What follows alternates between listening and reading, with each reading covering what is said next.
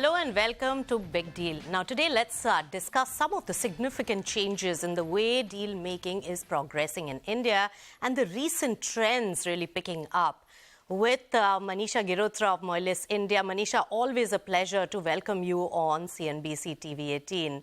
Now, my first question, looking at the data for this particular year in terms of deals, both in terms of value and volumes, it had been on a slow lane for the rest of the year, but we have seen some pickup in the month of August. How is everything forming up for the rest of the year?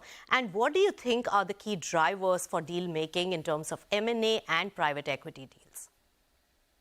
Thanks, Nisha. Thanks for having me on the show.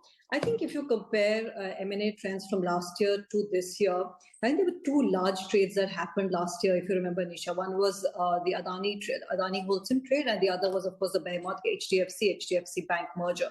That sort of makes the volumes this year compared to last year look anemic. But if you were to put away those large two trades and remember what's happening in the global markets, in the way that the volumes are down, if you look at, just giving you a quick statistic, last year, global equity volumes were around $300 billion year to date. This year, they're around $160 billion. So down a significant amount. Europe, Canada, US, down 60 to 70%. In that context, if you look at the global deployment of capital into India, it's not fallen so much. Last year, we had deployed global investors had deployed about $65 billion. This year is about $45 billion. So it's not that steep a fall. And in fact, within Asia, India's share has gone up from 15 to 20%. Coming back to your questions, yes, the deal flow probably in the earlier half was slower just because what was happening globally. Investors were worried. Private equity is sitting with about $3 trillion of capital, but just wasn't deploying. I think a lot of that hesitation is behind people, just as India has stood out. Our growth and GDP numbers have shown that, we are actually defying what's happening in the rest of the world. And just seeing plays and investments happening in India, both by domestic strategic players and by global private equity and strategic players. And the only thing that's changed dramatically, Nisha, which is good and which is a structural change, is that earlier investments into India were just for companies which didn't have too much regulation or were exporting to the rest of the world. Today, basically, it's far broad-based investment.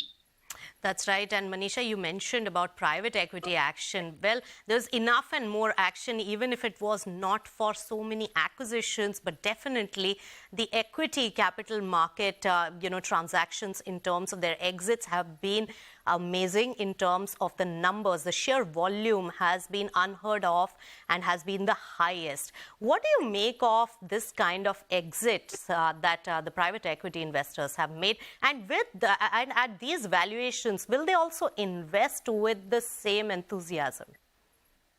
So, Nisha, I think you raise a very good point, which is that, till 10 years ago, exits of larger size and scale were a huge issue in India. When we went to pitch to the large investors, it was always this mythical strategic, or then, look at doing an ADR or a GDR if the investment size had gone beyond $300 to $400 million. Today, there are different ways at which you can actually, exit your investment. First, private equity to private equity deals are happening. You saw Hexaware being bought by Carlyle from Barings. Quest Technology recently also bought by Carlyle from Advent and Bain. So that route of private equity buying larger stakes from other private equity is a well-established route. But I think the most heartening and the most positive route is what you mentioned, which is that public markets in India are basically buying into these large exits. You saw a company like Coforge, which Baring sold recently. It was $1 billion block. You saw Everstone selling its 25% stake in Burger King, and these were done overnight. So that's been a really positive change because we just didn't have that market as an exit. And more importantly, Nisha, in that market, you're not just seeing foreign investors, but domestic investors buying into these companies.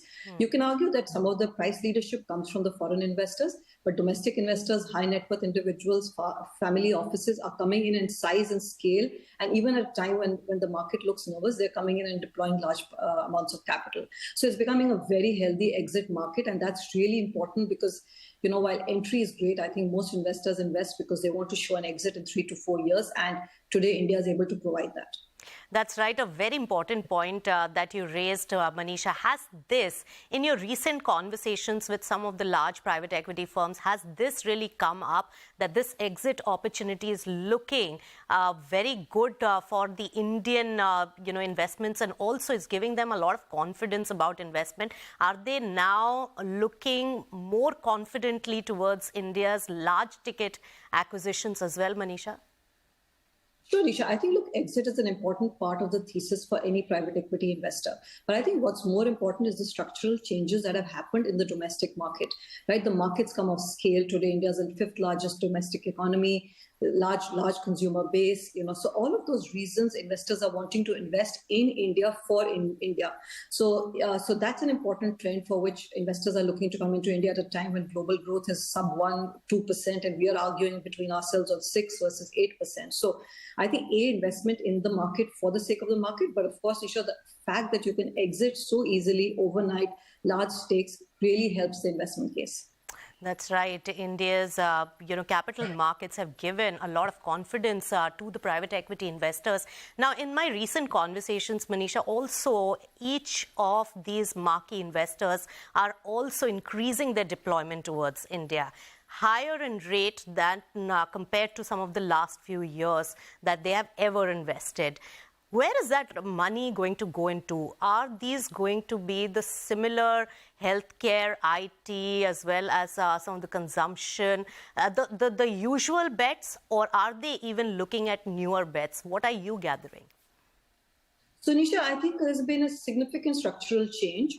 As you said, initially, the investments firstly came into IT because that was seen as the safest sector. We were the office to the world, and it was a well-established sector where we had global competitiveness. Then it moved more into sectors such as healthcare. But if you dice the data of 2022 and 23, you will see that 60% of the investments from private equity and sovereign wealth funds is now going into traditional sectors such as banking, financial services, pharma, healthcare, etc. And the sectors which are really suffering are the ones which did very well in COVID, such as the consumer internet stocks, etc. I think those are seen in anemic investments, but investment has become more broad-based just because of the structural changes that have happened in India. The markets become larger. The sector, a lot of the manufacturing has got formalized, so there isn't irrational competition from the unorganized sector. So investors are willing to make larger bets. And you have the last mile connectivity through the fabulous digital public stack we've created, the regulatory clarity that we provided through difficult reforms such as GST, etc. I think for all of those reasons, today investments are far more broad-based across sectors. And not just that, Nisha, they're also coming from a lot more geographies, right? Till 5-7 years ago, most investments, as you know, came from the US and Europe. Today, Middle East, Canada, Singapore are all become important geographies which are putting large checks. And these are patient capital. They're not looking for exit 3 to 4 years from now. They are investors who are investing in the country for 7, 10, 15 years. And that's very positive because some of these sectors that we are talking about, such as infrastructure, need long gestation capital. And, we are, as a country, need to attract more foreign capital in those sectors, and we are doing that now. Right, and other sectors like consumption, Manisha, that's also found new meaning with many investors. Like there was a time when financial services was seen as a quasi-consumption, and we have seen enough investments into that. How are you seeing the entire consumption basket with private equity, investor interest, and also M&A? So, Nisha, as you said, urban middle class, 400 million, expected to go up to 1 billion by 2020, in the next 25 years.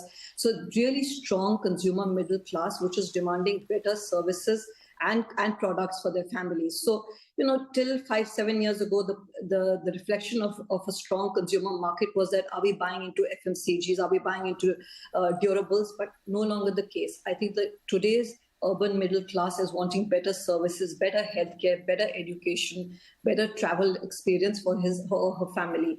And that's resulting in investments happening in large investments happening in sectors commensurate with that. Healthcare services, hugely underpenetrated sector. You saw the large Manipal transaction happening, $2 billion from Temasek. You saw CVC buying into HCG. You saw Blackstone buying into Care Hospitals. And then Manipal continues to consolidate. So it's not just the global investors, but domestic investors too are looking to consolidate this sector. Also public market IPOs of companies such as Medanta. So I think, the consumer behavior today is you just don't track it just by the FMCG and consumer durables and say whether it's looking good or not, because the consumers become very savvy and wants better services. And that's really where the investment is coming, both from the private equity that you mentioned, as well as the Indian strategics in the country. Right, and also another offshoot of consumers that we saw pick up in a big way was from the startup space. Now, what's your view on the funding winter? Are we seeing some bit of revival there? Is there an M&A action or consolidation that you foresee there?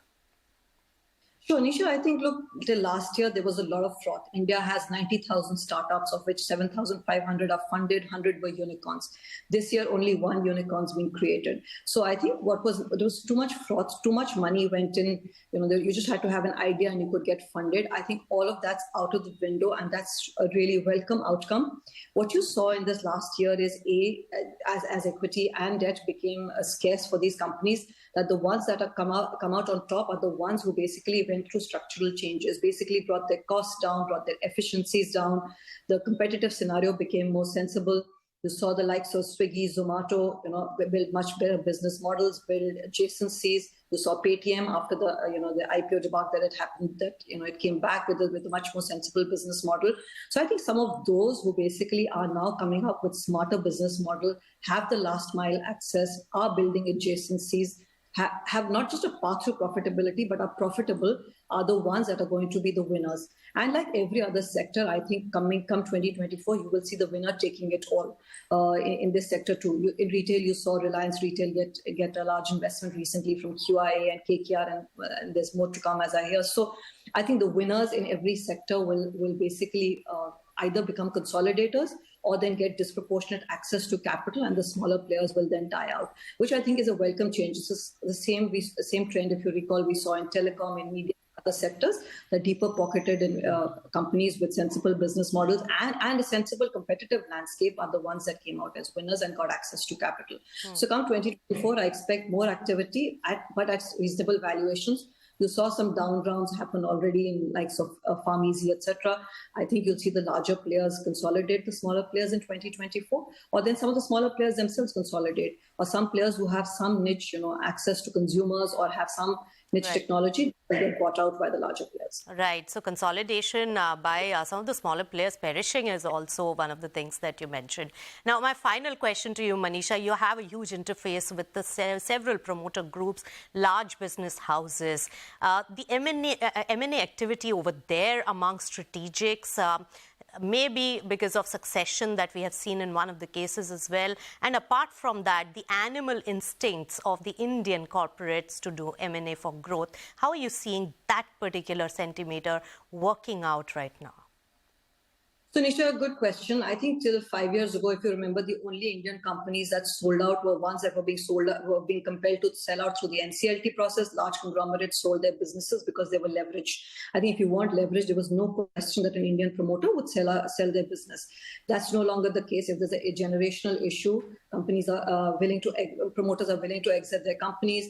You saw that in JB Chemicals, in Bharat Serums, sold to Advent, in SL Packaging, sold to Blackstone. So there's no longer that stigma. And valuations are rich, and both domestic strategics and private equity are vying for these businesses and willing to pay top dollar, because creating greenfield is very difficult and the market's too large. You want to address a $5 trillion market, you don't have 5 to 7 years lead time to build out new businesses. You're willing to pay that top dollar if you're a domestic strategic also.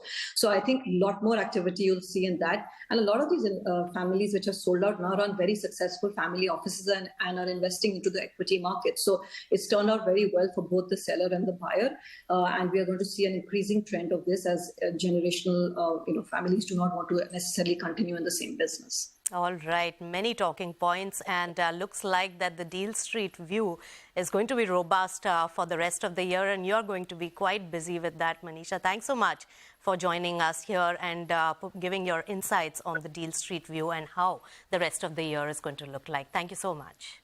Thank you, Nisha. Thank you. All right, with that, we'll slip into a short breather on Big Deal, but don't go anywhere. Our special segment, Court Corner, comes up next.